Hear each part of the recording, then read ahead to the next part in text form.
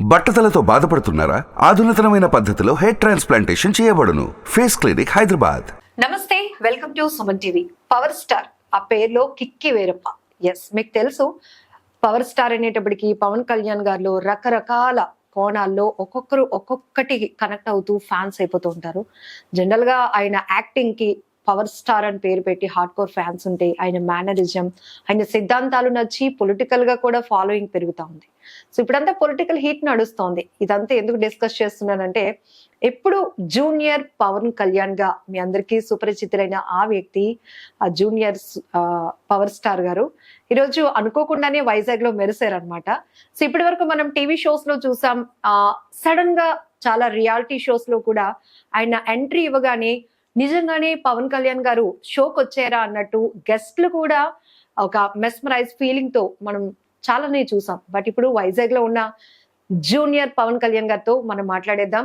అసలు ఏంటి, ఎప్పుడు ఈయన మేనరిజం బయటకు రావడం కానీ, పబ్లిక్ కి కనెక్ట్ అయ్యారు, ఫ్యాన్స్ ఫాలోయింగ్ కూడా. సో ఈ విషయాలు చాలా వరకు డిస్కస్ చేద్దాం. నమస్తే sir.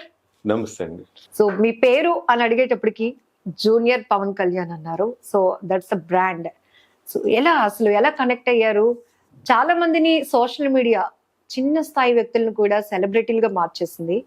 So all of sudden మీరు కూడా junior Pavan Kalyan same Pavan sir లాగా ఉన్నారు. ఇట్లా చాలా డిస్కషన్స్ నడిచాయి. రియాలిటీ షోస్ లో, చాలా టీవీ షోస్ లో మీరు కూడా కనిపించారు. బట్ నిజంగా అచ్చం ఆయన మేనరిజం కనిపిస్తోంది అని అన్నారు. సో అన్నారు అనేది మేము విన్నాము, మేము చూసాము. బట్ ప్రాక్టికల్ గానే మీ దగ్గరకు వచ్చి చాలా మంది అప్రిషియేషన్స్ చేసినప్పుడు ఏమనిపించింది? Every person has his own individuality. అట్లాంటి టైంలో నేను కరోనా లాంటి ఒక పాండమిక్ సిచ్యువేషన్లో ఆయన మీద ఉన్న ఇష్టాన్ని రీల్స్ ద్వారా నేను ప్రజెంట్ చేసినప్పుడు చాలామంది కళ్యాణ్ సార్ లాగా చాలా బాగా చేస్తున్నారని చెప్పినప్పుడు it gave me new strength అనమాట. బేసిక్గా అది బయటకు రావడానికి కరోనా పాండమిక్ ఒక టైం అయితే, చిన్నప్పటి నుంచి ఆయన అంటే భయంకరమైన కల్ట్ అనమాట. ఖాళీ కూర్చున్నా కూడా ఆయన ధ్యాసలోనే ఉండేవాడిని, ఆయన స్టైల్ని అనుకరిస్తూ ఉండేవాడిని. సో అట్లాగా నేను as a English lecturer, soft skills ట్రైనర్గా నేను ఉన్నప్పుడు స్టూడెంట్స్ కూడా చాలా సందర్భాల్లో వాళ్ళు నేను సార్ పంజాబ్లో పవన్ కళ్యాణ్ గారిలా ఉన్నారు, లైక్ ఐ హ్యావ్ బియర్డ్. మిగతా సందర్భాల్లో ఆయనలాగానంటే నేను ఇంకా అది నాకు తెలియకుండానే ఒక న్యూ ఎనర్జీ క్రియేట్ అయిపోయింది. కళ్యాణ్ సార్లో ఉన్న స్పార్క్, ఆయనలో ఉన్న గ్రేసు, నేను దాన్ని ప్రతిరోజు చాలా అభ్యాసం ద్వారా తెలియకుండానే దాన్ని కనెక్ట్ అయిపోయింది. ఆయనలాగా ఉండడానికి ట్రై చేస్తున్న మిమ్మల్ని కూడా ఒక స్టార్ లా చూస్తున్నారు అంటే ఏం చెప్తారు మీరైతే? అదంతా కూడా కళ్యాణ్ సార్ మీద ఉన్న ప్రేమ. అంటే పచ్చకామంలోడు లోకం అంతా పచ్చగా కనిపిస్తుంది నెగిటివ్ గా మాట్లాడతారు. కళ్యాణ్ ఈ భూమి మీద సగం మంది కళ్యాణ్ సార్ ఫ్యాన్స్. సో ఆయన ఒక నీడల్లో కూడా ఆయన వేషం వేసుకున్నా, లేకపోతే ఆయన టవల్ వేసుకున్నా, వాళ్ళందరినీ కూడా కళ్యాణ్ సార్కి ఇచ్చేంత వెయిటేజ్ ఇస్తారండి. అది ఒక మనిషికి ఉన్నటువంటి గొప్పతనం. ఆ గొప్పతనంలో నుంచి పుట్టుకొచ్చిందే నాలాంటి వ్యక్తులు అన్నమాట. కొంచెం ఆయన్ని ఇంకా అమితంగా ప్రేమిస్తే భుజాలు నెత్తి మీద పెట్టుకొని మోసే అభిమానం కళ్యాణ్ సార్ ఫ్యాన్స్, మా ఫ్యాన్స్. లెక్చరర్ అయ్యుండి కూడా ఒక స్టార్ హీరోని ఫాలో అవ్వడం అంటే నెక్స్ట్ లెవెల్. మిమ్మల్ని చూస్తేనే అర్థమవుతోంది. లైక్ ఇప్పుడు నేను మాట్లాడుతున్నప్పుడు కూడా మీ మేనరిజం కానీ, ఆ వాయిస్ కూడా అట్లానే ప్రయత్నిస్తున్నారు. ఎందుకు అంత అభిమానం ఎందుకు? అసలు కొన్నిటికి కారణాలు చెప్పగలను, కొన్నిటికి చెప్పలేము. అయితే ఎందుకు ఇష్టం అని అంటే, సినిమా డైలాగ్ ఉండొచ్చు కానీ తల్లి ఎందుకు ఇష్టం అని అంటే ఏ కొడుకు ఏ కూతురు చెప్పలేరు. అట్లాగే ఆయనలో ఉన్నటువంటి ఒక ప్రత్యేకమైన లక్షణం, ఒక నాయకుడిగా ప్రత్యేకమైన లక్షణం అండి అది. తర్వాత వ్యక్తిగా కూడా అది హీరోగా మొదలుపెట్టిన కళ్యాణ్ సార్ కెరీర్ నుంచి ఒక మంచి ఉన్నతమైనటువంటి రాజకీయ నాయకుడిగా ఇంత మధ్య కాలంలో మనం చూస్తే ప్రతి చోట ఆయనలో ఒక ట్రూ హ్యూమన్ బీయింగే కనిపించారు. ఇప్పుడు కూడా ఆయన సినిమాలు చేస్తున్న టైంలో కూడా చాలా ఎంతో ఆర్థిక సహాయం చేశారు. అది ఎప్పుడు కూడా మీడియా ముందుకు చెప్పుకునే వ్యక్తి కూడా కాదు. అది ఒకటి. ఇంకటి ఆయనలో ఉన్నటువంటి స్పెషల్ గ్రేస్ ఏంటో చూడగానే చాలా అందగాడు అనమాట.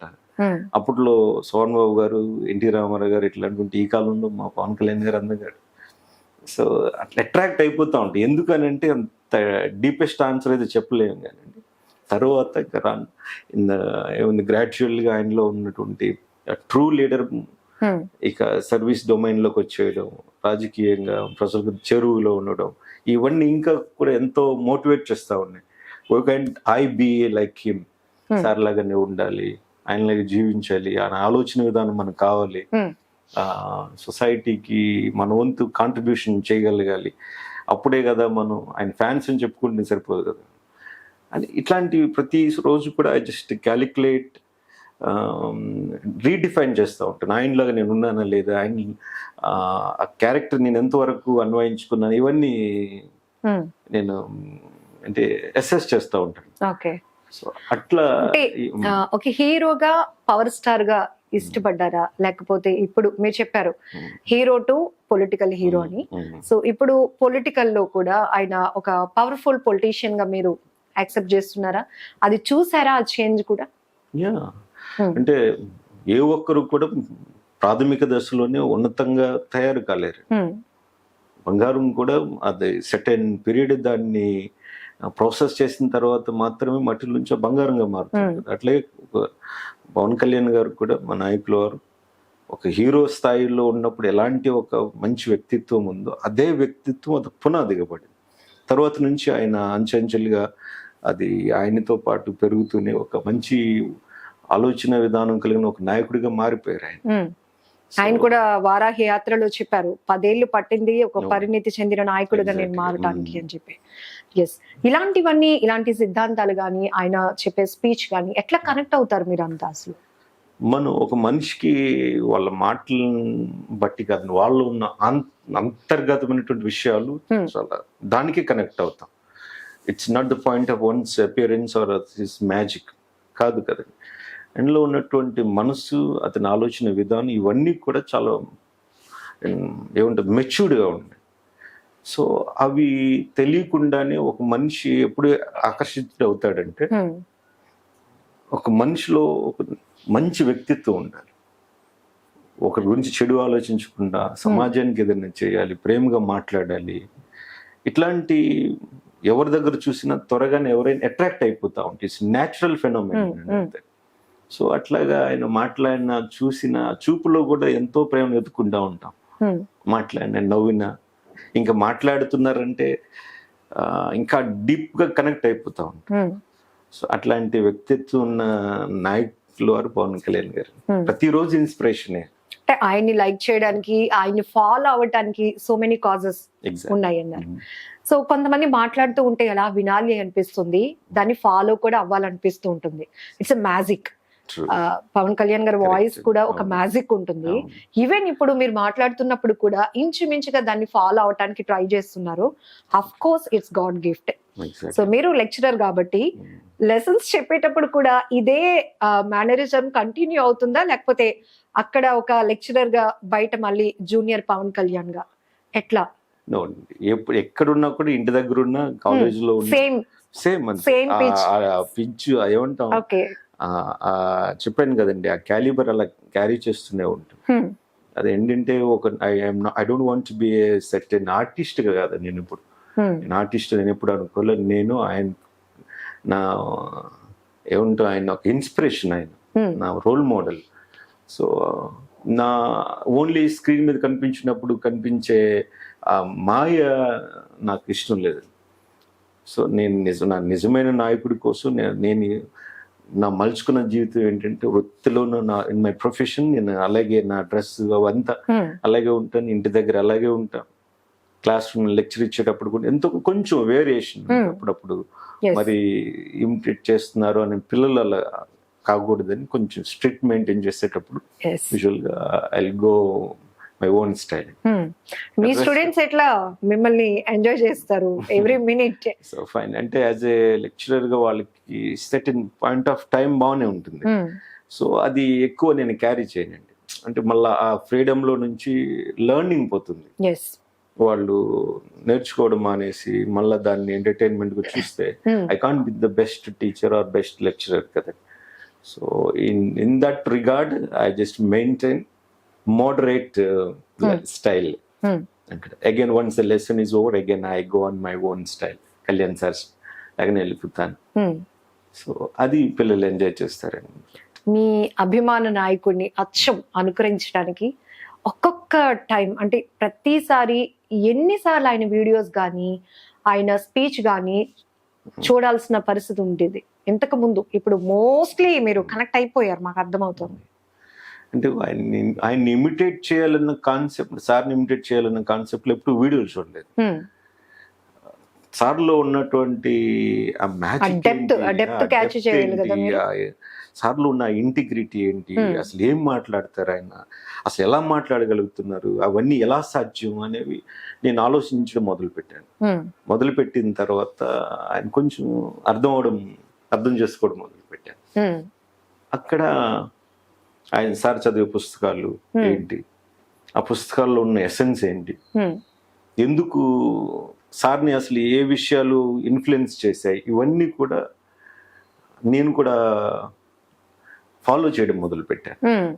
అనుకరించడానికి కాదు, బికాజ్ ఐఎమ్ ఇన్స్పైర్డ్ కదండి. నేను ఇన్స్పైర్ అయిన తర్వాత అసలు దాన్ని అలా చూస్తూ నేను కూడా నా క్యారెక్టర్ని, నా పర్సనాలిటీని, when I try to change my personality according to Kalyan sir's point of view, తెలియకుండానే నా బాడీ అంతా అలా ట్రాన్స్ఫార్మ్ అయిపోతా ఉంది, మారిపోయింది, ఆటోమేటిక్ మారిపోతాం. ఎందుకు నన్ను ఓడించారు, అయినా నేను మీకోసం నిలబడ్డాను, ఇది ఒక స్ట్రెస్ గా చెప్తా ఉంటారు. అంటే ఒక ఆవేదన, ఎందుకు మీరు చేసిన తప్పుకి మీరు అనుభవిస్తున్నారు, దాన్ని కరెక్ట్ చేసుకోండి అని చెప్పే ప్రయత్నం కూడా. మీకేమనిపిస్తూ ఉంటుంది అలాంటి ఎమోషనల్ స్పీచ్ విన్నప్పుడు? మా నాయకుడు ఎక్కడ ఇబ్బంది పడ్డాడు, ఏంటి ఇతను ఇంకా స్ట్రెంగ్త్ గా స్ట్రాంగ్ గా తీసుకెళ్లాలంటే మన బాధ్యత ఏంటి, అట్లా అనిపిస్తూ ఉంటుందా మీకు? డెఫినెట్ గా చాలా సందర్భాల్లో ఆయన ఎమోషనల్ గా మాట్లాడేటప్పుడు బాధ అనిపిస్తూ ఉంటది. ఎందుకు ఈయన ఇంత ఏమంటే బోర్న్ విత్ సిల్వర్ స్పూన్ అయి ఉండి అంత పేరు అంత ప్రఖ్యాతులు ఉండి కూడా ఎందుకు జనాలు మనం ప్రజాసేవ ఎందుకు లైఫ్ ని డెడికేట్ చేయాలనుకుంటున్నారు అనిపిస్తుంది.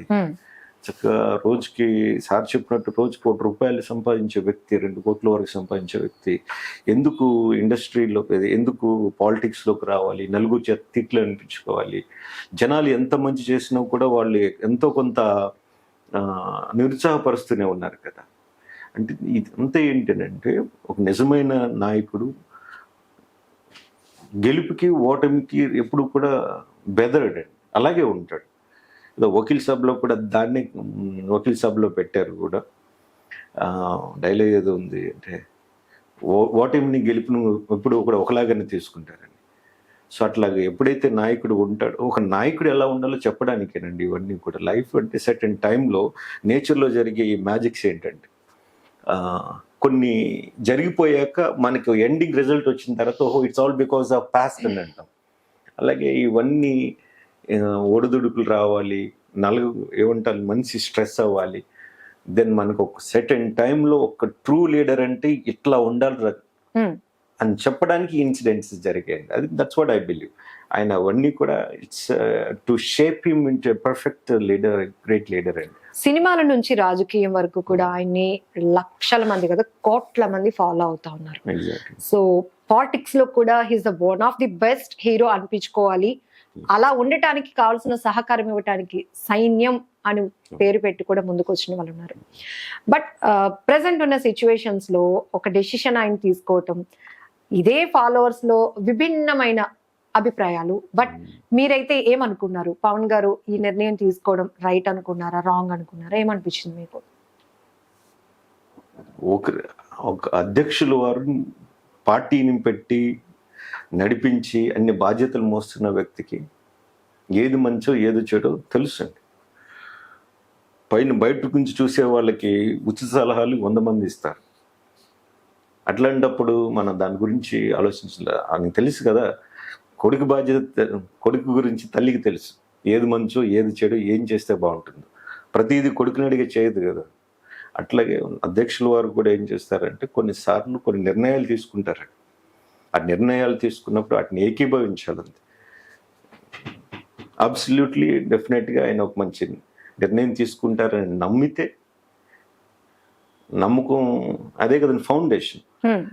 అన్ని గుడ్ రిజల్ట్ కదా వస్తాయి, అదే జరుగుతుంది. నాకు అనిపిస్తోంది డూప్స్ అని పదం మనం జనరల్ గా వాడుతూ ఉంటాం, బట్ నేనైతే మీకు అది వాడను. ఎందుకు అంటే ఆ మాత్రం డూప్ గా మేకప్ వేసుకుంటే మనకు ఒక ఉపాధి దొరుకుతుంది, మనల్ని ఇలా రికాగ్నైజ్ చేస్తారు అనే థాట్స్ తో ఉన్న వాళ్ళు చాలా మంది ఉన్నారు. బట్ మీరు ఆయన మేనరిజాన్ని, ఆయన సిద్ధాంతాన్ని, వాట్ ఈస్ పవన్ సార్ ఇది చెప్పడానికి చాలా ప్రయత్నిస్తున్నారు, అర్థమవుతుంది మీ వాయిస్ లో కూడా. సో ఈవెన్ ఇప్పుడు మీరు చెప్పినట్టు ఒక మంచి లెక్చరర్ గా నేను చాలా మందిని ట్రైన్ చేయగలుగుతున్నాను, చేస్తున్నాను కూడా. పొలిటికల్ గా నేను ఒక పర్ఫెక్ట్ లీడర్ని అయితే నేను కాలేకపోవచ్చు, బట్ ఆయన ఆర్డర్ చేస్తే నేను చేస్తాను అంటున్నాను. ఒక సినిమాలో ఒక క్యారెక్టర్ ఇంప్రెస్ చేస్తుంది, కొంతమందిని లీడ్ చేస్తుంది, ఒక డైలాగ్ ఒక్కొక్కసారి ఇంపాక్ట్ చూపిస్తుంది. లైక్ దట్ ఇప్పుడు మీరు జనాల్లోకి వెళ్తున్నప్పుడు అంతో ఉంతో పవన్ గారి మేనరిజం లో మీరు ఉన్నారు కాబట్టి మీ ప్రభావం కూడా కాస్త వర్కౌట్ అవుతుంది అని అనుకోవచ్చా? ఈవెన్ ఇప్పుడు పొలిటికల్ మానియా నడుస్తోంది కాబట్టి ఎవరైనా జూనియర్ పవన్ కళ్యాణ్ గారు మీరు రండి ఎన్నికల ప్రచారానికి అని ఇన్వైట్ చేస్తే అక్కడ మీ తరపున సపోర్ట్ చేయడానికి మీరు ఎలాంటి డెసిషన్ తీసుకుంటారు? డెఫినెట్లీ అండి, అది ఎప్పుడు కూడా ఓపెన్ ప్లాట్ఫామ్ నే. ఇలా ఆదేశాలు రావాలి. నేను చాలాసార్లు మాట్లాడి ఇంతకు ముందు కూడా జనసేన కొన్ని క్రియాశీలక సభ్యత్వ కార్యక్రమాలు చేసినప్పుడు నేను వాలంటీర్గా వెళ్ళాను, నన్ను ఎవరు పిలవలేదు. సో ఆయన నిజమైనటువంటి అనుచరులుగా నేను కొన్ని నియోజకవర్గాల్లో ఉన్నటువంటి వాళ్ళ ప్రతినిధులతో మాట్లాడి నేను వస్తాను అని చెప్పిన నేను ప్రొఫెషనల్ గా కొన్ని లీవ్స్ పెట్టుకుని వర్క్ చేయడం జరిగింది. ఓకే.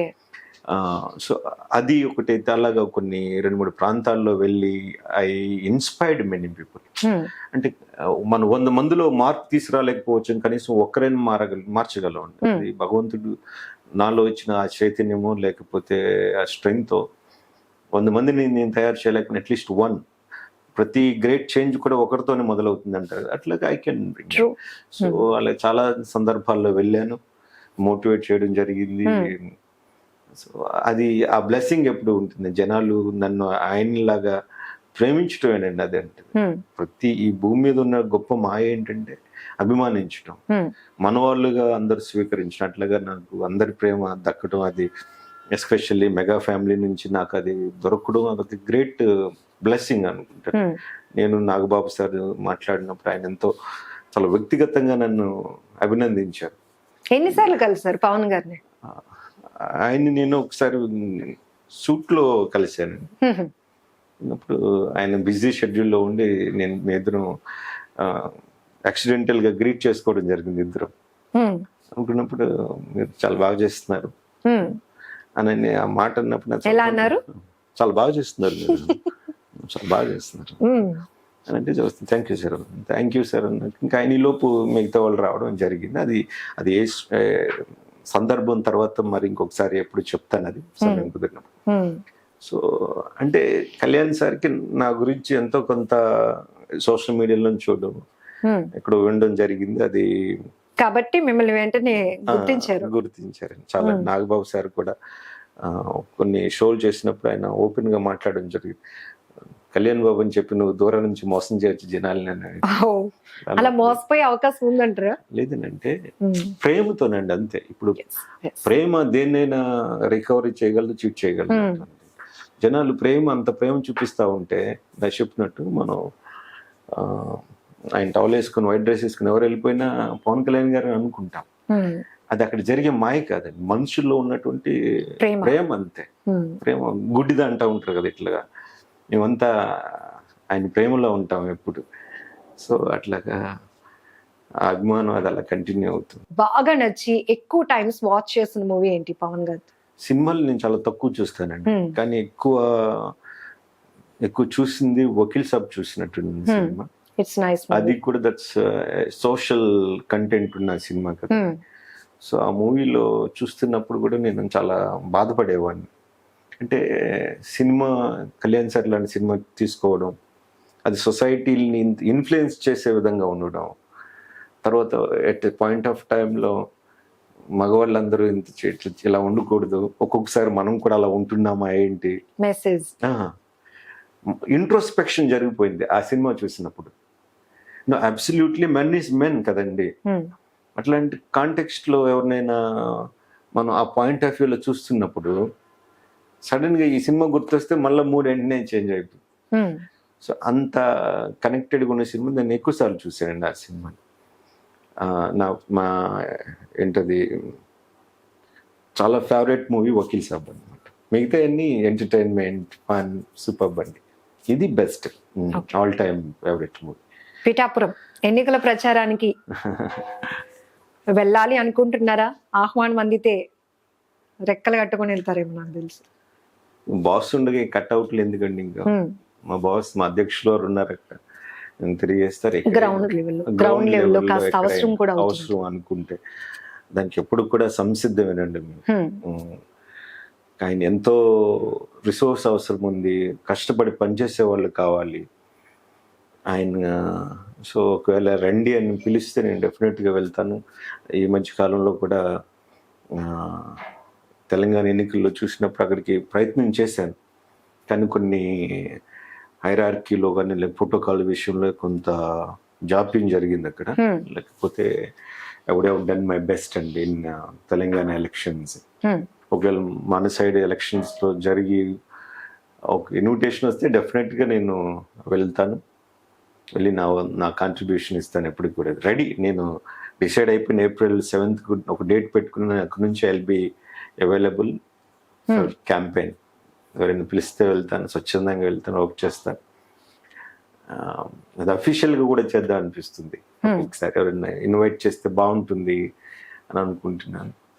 ఈ సుమన్ టీవీ వాళ్ళ ద్వారా నా యొక్క ఇంట్రెస్ట్, నా యొక్క మనసులో మాట ఈ రాబోయే ఎన్నికల్లో నా వంతు కాంట్రిబ్యూట్ చేయడానికి నేను చాలా సంసిద్ధంగా ఉన్నాను. మీరు నాకు పిలిస్తే చాలు, వాలిపోతాను. ఈ ఎన్నికలు చాలా కీలకం. 2024 ఎన్నికలు చాలా కీలకమైనవి కాబట్టి నా వంతు బాధ్యతగా నేను సర్వీస్ చేయాలని ఆశపడుతున్నాను. Waiting for your call. Thank you. ముఖ్యమంత్రిగా చూడాలి అనుకుంటున్నారా బాస్ని, మీ బాస్ని? ముఖ్యమంత్రిగా కాదు, పిఎంగా చూడాలండి. ముఖ్యమంత్రి స్థాయి ఇంత. ఇప్పుడు ప్రతి స్టార్టింగ్ నుంచి చెప్పినట్టు చిన్న చిన్న స్థాయి నుంచి పెద్దకి వెళ్తాం. సీఎం అనేది ఒక చిన్న స్థాయి. మా బాస్, మా అధ్యక్షుల వారికి సంబంధించినంత వరకు ఆయన తలుచుకుంటే రాబోయే రోజుల్లో ఇంకా ఉన్నతమైనటువంటి పదవులు స్వీకరిస్తారండి. కొన్ని ఏమంటే కొన్ని బాగు కోసం చేసే ఒక ధర్మ యుద్ధంలో ఇవి కొన్ని నిర్ణయాలు అటు ఇటుగా ఉండొచ్చు, కానీ ఇప్పుడు ఒక రోజున సమయం వచ్చినప్పుడు ఆయన డెఫినెట్గా ఆ సీఎం కేడర్ దాటి ఇంకా పైన ఉంటారు, పెద్ద స్థాయిలో సెంట్రల్ లెవెల్లో ఉంటారు. అంటే డిఫరెంట్ అనాలిసిస్ లో కూడా చూసాం, విశ్లేషణలో చిరంజీవి గారు కూడా వచ్చి ఈయనకి సపోర్ట్ చేస్తే నెక్స్ట్ లెవెల్ ఉంటుంది అన్నట్టు. ఎప్పుడైనా అనిపించిందా? బలంగా కోరుకున్నారా ఒక అభిమానిగా? డెఫినెట్గా కళ్యాణ్ సార్ కి వాళ్ళు వేరే వాళ్ళు అవసరం లేదండి. ఆయన ఆయన మాట ఒక శిలాశాసనంగా తీసుకునేటువంటి కల్ట్ ఫ్యాన్స్ ఉన్నారు. జనరల్ పబ్లిక్ ఫ్యాన్సే కదండి, అంటే పార్టీకి అతీతంగా ఉన్నారు. అన్ని పార్టీల్లోనూ కళ్యాణ్ సార్ అభిమానులు ఉన్నారు. సో ఆయన ఆదేశిస్తే అదొక శాసనంగా తీసుకొని పనిచేసి కొన్ని వేల మంది, లక్షల మంది, కోట్ల మంది ఉన్నారు. Valid point. అన్ని పార్టీల్లోనూ పవన్ గారికి అభిమానులు ఉన్నారు అంటున్నారు. ఒక కాల్ ఫర్ చేస్తే పార్టీస్ నుంచి బయటకు వచ్చే అవకాశం ఉంటుందంటారా? అభిమానుల పరంగా కూడా అంటే ఇక్కడ మళ్ళీ కొన్ని ఆస్పెక్ట్స్ ఉంటాయి. మళ్ళీ బయటికి వచ్చి మేము ఆయన అభిమానులమే కానీ రాజకీయంగా వాళ్ళ దాంట్లో ఉంటే దే హ్యావ్ సమ్ లిమిటేషన్స్ కదండి. రాజకీయాలు అదొక వ్యక్తిగత జీవితం, point of earning some money couch for some one ఇదా, లేకపోతే అవన్నీ ప్రేమ లోపలే ఉంటుందండి. ప్రతిసారి బ్రతకాలి కదన్న పాయింట్ లేదు. నిజంగా ఆయన ఇప్పుడు నెక్స్ట్ లెవెల్లో చూడండి, మిగతా వాళ్ళంతా కూడా జనసేనలోకి వచ్చేస్తారు. ఇంకా అవన్నీ మైగ్రేషన్స్ స్టార్ట్ అయిపోతాయి. కొన్ని రోజుల్లో కొన్ని పార్టీలు భూస్థాపితం కూడా అయిపోతాయి. అంటే ఇప్పుడు జరిగే ఈ ధర్మయుద్ధంలో మన అలయన్స్ లో భాగంగా జనసేన, తెలుగుదేశం, టీడీపీ, జనసేన, బీజేపీ ఇవన్నీ కూడా కొత్త ప్రభుత్వాన్ని స్థాపిస్తాయండి రాబోయే రోజు. Finally one word for Pavan Kalyan గారు. భగత్ సింగ్ లో ఉన్నటువంటి త్యాగగుణం, సుభాష్ చంద్రబోస్ లో ఉన్నటువంటి ఉత్తేజం, అంబేద్కర్లో ఉన్నటువంటి ఆశయాలు, సిద్ధాంతాలు ఇవన్నీ కలిపి బ్లెండ్ కొట్టి మిక్స్ కొట్టి వచ్చిన లీడరే మా పవన్ కళ్యాణ్ గారండి. సార్ ఇంకా అందుకు thank you so much. Thank you అండి సార్. నమస్తే. సుమన్ టీవీలో మీ పర్సనల్ అండ్ బిజినెస్ ప్రమోషన్స్ కోసం కింది నెంబర్కి కాంటాక్ట్ చేయండి.